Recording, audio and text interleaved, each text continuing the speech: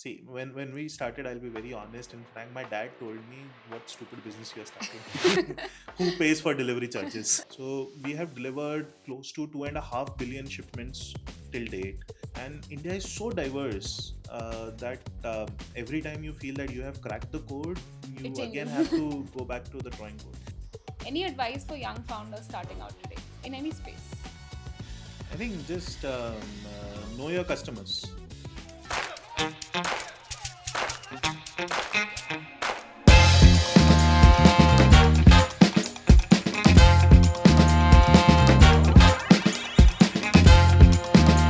Hi, I'm Sanya and welcome to Founders Cut.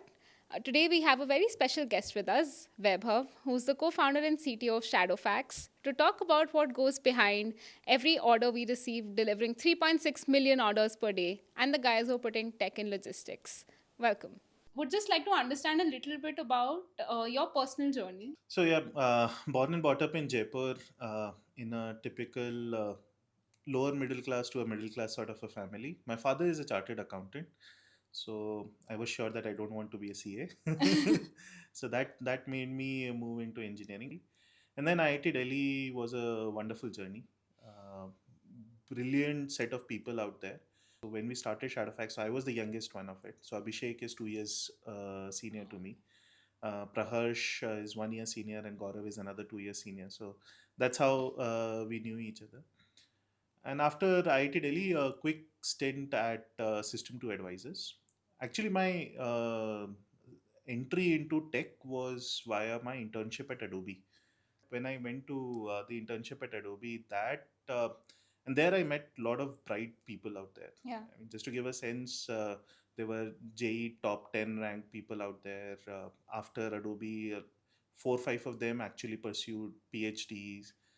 They were in Google, they were in Harvard, and so on. Did you have any inkling till this time that you're going to start like a logistics business? Did you guys ever discuss it during Nope, college? Adobe? nothing, Nothing. nothing. So Then you Adobe went was on the to your first job. time when I Yeah. felt actually that yes, tech is so powerful, man. Yeah. It is so exciting. So, I mean, if you have an idea, it gives you a power to build that. You do not have to depend on anyone. So after my internship, I actually started practicing for all these coding preps and all. I interviewed n number of companies.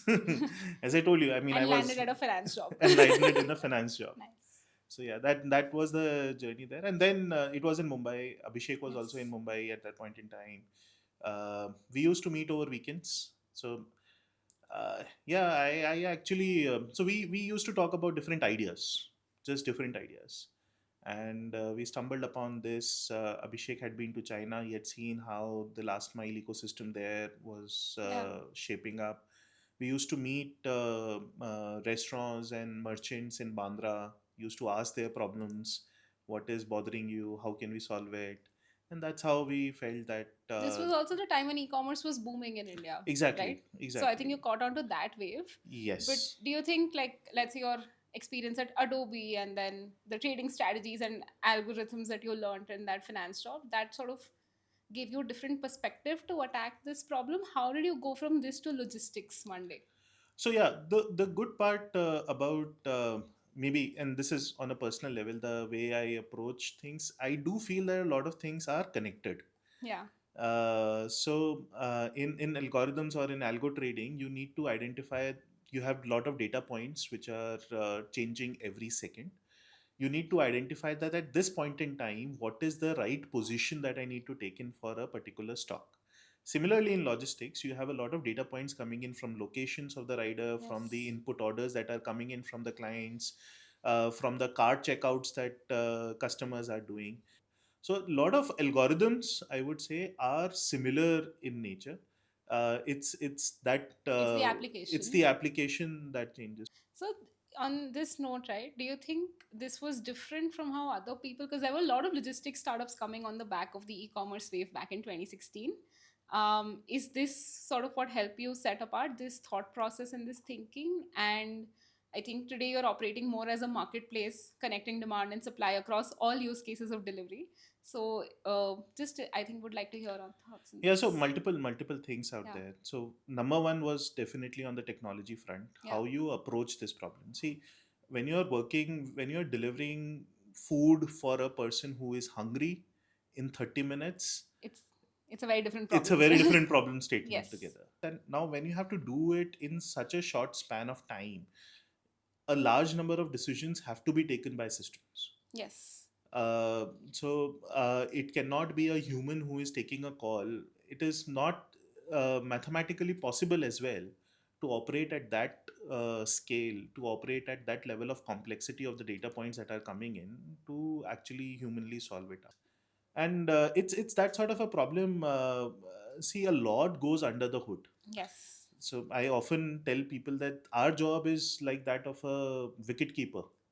In the entire test match, you catch balls, you do stumping, but people will remember you for that one catch you dropped. Yeah. That one failed payment, that one Exactly. failed order. Exactly. Yes. And that's the beauty of finance or the Yes. logistics sector, that it works 99% of the time so smoothly that people do not even bother thinking about what happens under the hood.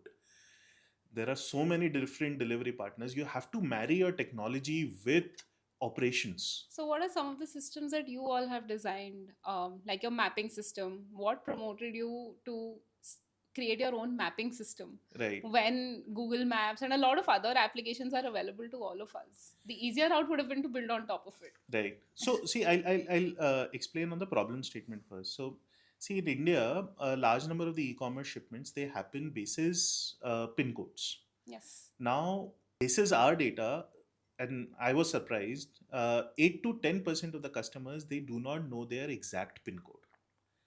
And even so, for a city like Bangalore, if you take it, our pin code is 560035.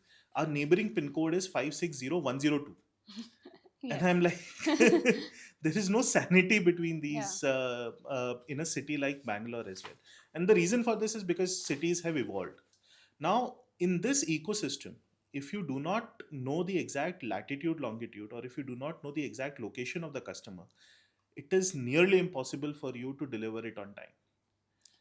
And as a simple matter of example, if you just, I mean, if you are in a maybe your hometown address, if you just put it on Google, you will still not get the exact latitude, longitude of it. Yeah. And that is what we have tried to solve in. So we have delivered close to 2.5 billion shipments till date. We have used all that data to pinpoint that for a given customer, what is the exact location that is there. So, how do you build confidence in such a system? Yes, so that's a very interesting question here. So the idea is that your historical data guides you, your algorithms give you a certain set of confidence, but the large part of it is validated with the real-time LiDAR location that we capture. So for all the delivery partners that are there on our platform, every 4 seconds we capture their location. Okay. So we know where the rider is going in, and in that context, so in those plethora of data points that you have, you are sure whether the location that you are mentioning is actually on the correct side of it or not. How much time has it taken for you to sort of scale this system? Because it's Yes. actually an years of work, Yeah. not only about data but also about iterating on the algorithms. Yes. And India is so diverse that every time you feel that you have cracked the code, It you again changes. have to go back to the drawing board. And you operate this as a marketplace, right? Like connecting riders to wherever you're seeing demand across. How do you operate such a large marketplace? How do you manage capacity utilization? Because again, like we're discussing, Hmm.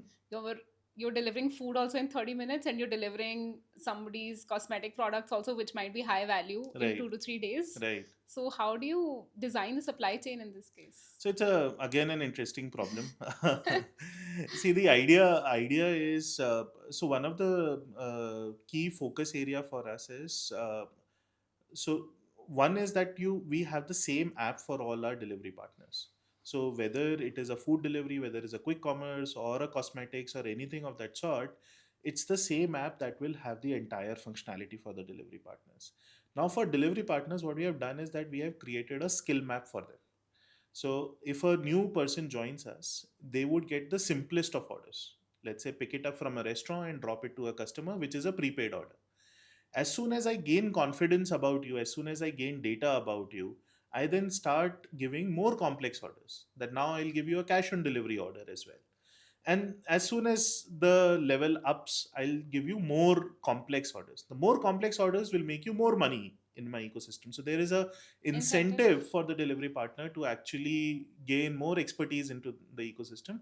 At the same time, I control when this person is ready to do all these complicated tasks. That's very Okay. interesting. Now, if I'm to understand the demand side, how do you get brands to trust you, right? Because for them, it is delivery of the product. You work with almost all of the large brands today. How did you start this journey? How did you crack that first enterprise sale and get the first brand to trust you? So the first major enterprise crack was just done like typical sales that we would do. So we used to go there on to different to the markets. So in Saket we used to go, in Malviya Nagar we used to go, and we used to pitch to these different restaurants. So earlier we were like, we'll do your food deliveries out there, and one of the client was very generous enough to say that yes, I believe in this model, and whatever delivery boys that I have, I will absorb them in my kitchen. Because when were starting, a lot of restaurant owners, they actually asked us, "Kiara, but I already have my delivery boy. Yeah. Why do I? What will I do?" And aggregators were also there at the time. Exactly. So what would I do Yeah. for this? So, but there were some good ones who said that yes, I believe in this model. I will absorb them in my kitchen. I'll give you 1 month. You prove your model out there. But the initial sale was just Food like a delivery. typical Yeah. salesman going out there, pitching it to the owner, explaining what we are trying to build. And then gradually we started reaching to the bigger players, McDonald's, Domino's. But you started with food delivery. We That was started the with first food use delivery. That case. was the first use case. Got So it. And then you deliver to a expanded. hungry person in 30 minutes. Got it. And those learnings you've expanded to other areas. Exactly. Now I'm guessing quick commerce is a very big sector for you. Yes. How is that going? That's going well. Yeah. I mean, Indians, from a perspective that who needs things in 10 minutes, they are now. I need everything in 10 minutes. Yeah. Patience is dropping. Patience is dropping, and not only Yes. in grocery shopping, in almost every other sector that we are talking of, Yeah. that is there, and it's a good thing. It's actually increasing the digital penetration in Yes. the entire ecosystem. So a Yes. lot more people are coming online, and which is actually good for the overall ecosystem, be it on the payment side of it or on the logistics side of it. But you must be looking at such like in-depth pan-India data, right? Like you touched upon penetration. Hmm. We look at payments data Hmm. across the country, and we observe some very interesting trends which are happening in tier two, tier three, tier four Hmm. cities and rural areas. What are some of your observations, which are very contradictory or surprising to, I would say, Hmm. general notions? Lot of interesting things. I think we are pleasantly surprised with the SKUs that get sold. India Yeah. as a market in e-commerce has matured a lot. Yes. The Average kind ticket average size. ticket size, if you look at, or the different kind of SKUs that are right now being sold on the platforms, and I am surprised. I mean, will people Like, be these could be in terms of very experimental products, okay. DIY products that are there. A lot of Ayurveda sales is also happening online right now. Yes. People are trusting those brands to get these things done. New D2C New brands D2C across brands across categories. categories, Yes. Yes. and to be able to reach out to the right audience, even in tier 2, tier 3 zones. That's a In the interesting thing. mountains, in every Exactly. corner. And actually, one interesting fact that we observed is that the appreciation for e-commerce is very high for these tier 2 and tier 3 ecosystem. What do you mean by appreciation? So, see, if you are in a tier 2 or tier 3 town, the exposure to different SKUs is limited for you. Correct. The moment you get the likes of Flipkart, Meesho, Amazon at your disposal, or JioMart at your disposal, you start seeing that there are so many different things that are available at such a Yes. competitive It's price. it's exposure. It's It's mind blown. exposure, it's mind blown. But on that, how do you manage last mile collections? Do you still see a lot of cash on delivery being done? Because we still observe that. How do you manage fraud? That Hmm. must be a big challenge. Hmm. Would love to understand your perspective. So yeah, cash is still the king. Yes. And see, cash. What we are observing is two things. So, one is the usage of cash, where people only have denomination in cash and they would want to do that. What second thing that we are observing is that people are fine in doing a digital transaction at the doorstep, but they would still place a cash on delivery order on the e-commerce platform. Got it. They want the product in hand when Exactly. they're So making the cash payment. is treated as a proxy for trust. Yes. The moment you start trusting a platform, you would go ahead and do a prepaid setup. Yes. But when you are initially placing orders, you just would want to use the cash route. Yeah, when it's your first time trying a new brand or a new company. Exactly. So how do you manage that? I'm sure it's a huge Oh, hassle it's a across the value huge chain. hassle. I think one interesting thing that has worked out is the doorstep UPI piece for Yeah. us. So a lot of customers on a daily basis transact on that UPI QR code, and that gets us money right away, and that also Yes. balances the cash amount. Yes. For delivery partners allocation, so we have ingrained cash allocation in our allocation engine itself. So I will only allocate it if the cash limit for a given partner is within a threshold. There is active involvement with the banks as well. The CMS machines and those are also there. Yeah. But again, I mean, it's a very deep problem. And see, in Yes. e-commerce, it's still, I would say, a relatively easier problem because the delivery partners, they return back to the hub. But when you are operating in a food or a quick commerce setup where the delivery partners are mobile, Hmm. that also is a very interesting problem to solve. So there again, UPI. So I mean, UPI UPI. Yes. is a massive boost for Yes. us, Yeah, for all of us, for all because of we are us. solving the last mile Exactly. collections. So I think that's fantastic. But how do you still handle fraud? Do you still see fraud in terms of shipments, in terms of customers giving wrong orders, etc.? So how do you manage? It's a big problem statement. Yeah. It takes a good amount of bandwidth at the leadership level for us Any as well. tech interventions that you can have? Lot we have tried to do. So see, the important thing for us or for anyone to educate or learn is that in an ecosystem of seller, customer, and delivery partners, fraud happens at each layer. It's not only that your delivery partner is committing fraud or your customer is making fraud. There are sellers as well who at times try different techniques in order to game the system. So what we have done is, so number one thing that we have done is that we have built a track and trace sort of an ecosystem out there. So a typical e-commerce shipment that passes through 20 different touch points. At each touch point, we have the exact location and image or video metadata available. So all the, so at the, when I'm, Are let's you say, comparing the metadata? exactly. Okay. So I'm comparing the metadata of what the product that was picked up from the seller. I have the metadata available. What was delivered to the customer, I have that data. Where if it was cancelled, it will pass through an X-ray. If it is a high-value product, I will compare the chip set design which is available in the X-ray with the actual product set out is there. I will compare the sorter images. I will compare the CCTV footages at the time it was packed. So the entire journey is mapped. Another interesting thing that we do is on the reverse pickup. So here we are market leaders out here, and it's another challenging problem. Yes.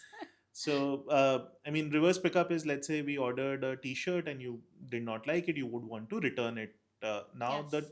task at the doorstep is to identify whether the correct product is being picked up or not. Uh, so and a delivery boy has to do that at the doorstep. Yes.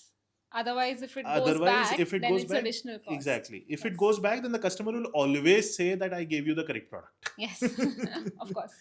And our business proposition is that if we say that we have picked the product, the brand can initiate refund to the customer. And in fact, another thing on the reverse pickup that happens is, maybe for your case, so we create a customer profile as well. Yeah. So if we know that person X is actually returning properly without any issues, so the quality check criterias at doorstep for you would be much simpler as compared to somewhere else where I do not have the data or I have a very suspicious data pattern out there. Got it. You already seem to be using a lot of AI and machine learning, of course, to get to the scale that you are at. But what do you think the new revolution in Gen AI enables you to do? So we are decently long on that. Yeah. See, on the Gen AI front, not on the generative part of it, I would say, but on an overall ecosystem part of it. The underlying algorithms, they are enabling a lot of wide use cases. So, I mean, developer productivity is something that everyone talks about. Yes. We recently launched a bidding portal of our own, and 90% of it was AI generated. and it is expected to give us cost benefits close to 2 to 3 crore a month. That's So massive. that's yeah. So that's the kind of benefit from a developer productivity that we have been able to build. So, So what are some of the metrics that you monitor for success? Like, what keeps Vaibhav up at night? what keeps Vaibhav up at night? I think it's the business metrics. Yeah, Everything. So even in our engineering team, we focus on the business side of things first. It then translates into respective metrics that are there. which is number of orders delivered, Yes, failures, exactly. capacity utilization. So those are the things. So and that is, I mean, I'll be very honest, that is something the IPO process has taught us. You look at the leading numbers of a business. What is your revenue? What is your PAT? Just being focused on it. How do you increase your EBITDA? How do you gain operating leverage? How do you stop frauds or leakages in your systems? Just focus on these headline focuses, and then things will drive on that end. At the moment, for example, a large part of it, as we were also discussing, we are focused on building solutions for the D2C brands. So again, bringing in a different approach on how do we solve for them, how do we give supply assurance to them at the right cost levers. So that is something that Is that your next lever for growth? yes, that is a major focus out there. Our focus is how do we generalize these solutions so that any small SME in the country gets the same level of customer experience, gets the same level of value added services that somebody, a Flipkart or a Meesho would, customer would get it. But how hard has it been fighting in a sector which has been dominated by legacy players? So But again, the journey. See, more for competition, I would say it's more about we solving the right problem for the market.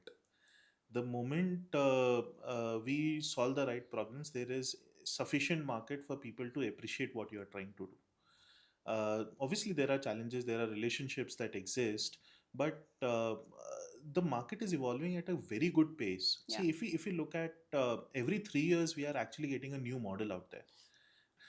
So the market is evolving. So whenever it is evolving, the needs of brands also evolve, and then they look for people who are able to solve their problem. So the D2C brands in India, for example, they now demand that same day delivery service should be there. yeah. The No matter customer, their size, they want the exactly, same experience as like a exactly, large brand. exactly. Yeah. So that is a important philosophy. So if you are able to solve that, if you are able to do it at the right cost point, people are there to give you a chance. Any other use cases you see which are still interesting enough and maybe not solved for in logistics? In logistics, Yeah, I many. mean, see, logistics, there are a lot of stuff. There are a lot of customization that will start coming in. Just trying it out. I mean, try and buy is something that hasn't been exploited yet. Yeah, In China, if you see, video commerce is a very massive big hit, thing. very Yes. big thing. And with the kind of time span, so I'm not sure. The Instagram, the time that people are spending on average on the Instagram, that has doubled Yeah, in some years or so. yeah. So I think our average screen time is about 4 5 hours in India today. yes, so commerce on that, and see, the important thing with video commerce or these social media commerce is that your delivery has to happen in the time that hype is there, Yes. and that hype fizzles out very quickly in Yeah. a So speed matters. speed matters. So if you are excited about a particular thing, be sure that it is delivered by the time you are still excited about it. Yeah, fair enough. So I think for the young founders watching this, this can be something that they try Exactly. out. How do you think about culture? Your organization is what, 4,500 people now? So how do you maintain strong cultural values in such a large organization? Again, I mean, it's all about setting those. See, personal thought is that a large number of these culture and habits, they stem from the leadership. Yes. So the way as leaders we react, the way we take decisions, that gives or that empowers people to accordingly react. So for example, as I mentioned you, if there is a bug because of which we have calculated payout incorrectly, and even though there is no hue and cry coming in, but still we go ahead and correct the bug and we pay back the correct amount, that defines who we are, and that defines the culture among the people, that we want to be a fair employer, we want to be a fair company. And similarly on the vice versa as well, that if there is a bad actor who is gaming the They system, get or who is, penalized. they are penalized, they are debarred from the system, and that ensures that the right culture is there. So I think for like anybody, right, starting to build up, I think these are some of the nuances that I think people should think about from day zero, the kind of Hmm. culture and the kind of organization they want to build. Any advice for young founders starting out today in any space? I think just know your customers, Yeah, know your understand your customers well, for whom you are building or solving this problem. The more you understand them deeply, the better it will be for your business. You will automatically get solutions out there. There is good support system that is available. Building in India is hard. maybe the best time right now to build. And see, in general, building is difficult. I mean, the Yes. moment you start rolling up your sleeves and doing things rather than giving gyan like me, You've done that. I still would want to build. And No, it's it's the right liberating. time. Yeah, It's it's the the right right time. time. It's the right time. You have a lot of, I mean, from a payment setup, you have a good infrastructure in place. From Yes. logistics setup, you have good players now in place. So a large number of these problems, which earlier would have to be solved in house, Yes. they can now be outsourced very comfortably. There's strong infrastructure now, I think, at every leg. Maybe not so much when you started, Yes, but and even players who've come in before. But I think today there's so much enablement infrastructure that I think founders can just focus on solving their core problem and outsource the rest. I exactly. think the infrastructure developments that have happened in the last 10 or 15 odd years have really boosted innovations, startups Yeah. to get to where they are. Every leg, right? It's data, it's Aadhaar, it's UPI, it's payments, logistics, and even SaaS softwares, the ability to track everything everywhere. So I think, yeah, And that's then the fantastic. Gen AI revolution that is Yeah, there. I mean, now it's all about Gen AI. yeah, I mean, it's you have an idea, you do not even need to know coding. Yes. You have so much power in your hands that Yeah. uh, Like you said, it's liberating it's that liberating. it takes care of the weaknesses that you might have and it acts like a support Exactly. to build in whatever you Yeah, want. yeah. Yeah. No, that's fantastic. But lovely chatting with you, Vaibhav. Thank you so much. Thank you so much.